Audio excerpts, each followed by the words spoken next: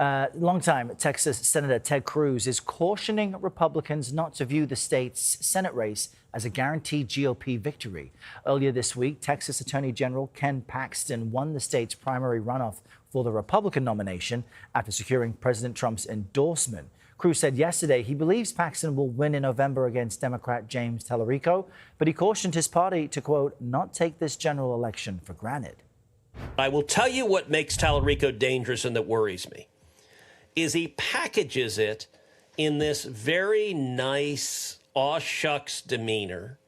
Yeah. And he sounds like a preacher. I would rather my wolves come in wolves' clothing rather than look like a sweet, inoffensive, nice young man who happens to be an extreme radical left-winger. Now, our own Ed O'Keefe pointed out that Republicans are on the attack in Talarico's first network interview since Paxton's win. Take a listen. This morning, the president calls you maybe the worst Texas candidate he's ever seen. And Ken Paxton, your opponent, has taken to calling you Talarico.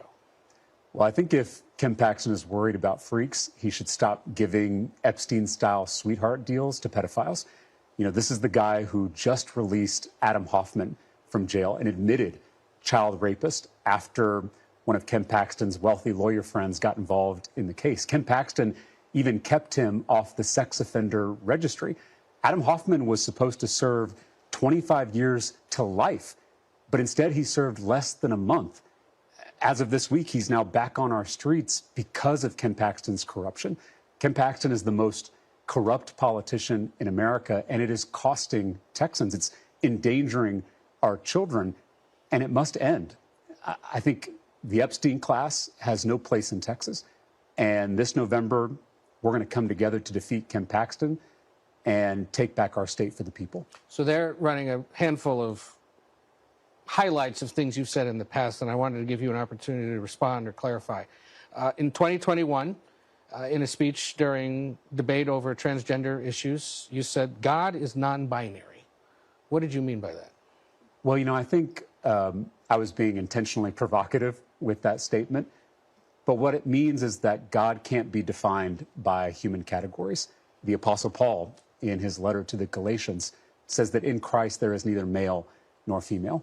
I'm always going to stand up for Texans who are being picked on by the most powerful, most corrupt politicians in the country. And I'm going to continue doing that in this race and hopefully in the U.S. Senate. You call it intentionally provocative. Do you regret describing it that way or talking about God that way? There are some statements that I've made that I certainly regret. There are statements that I've made where I've missed the mark. I'll be the first to admit that. But Ken Paxton is intentionally clipping my cringy comments to distract from his career of corruption.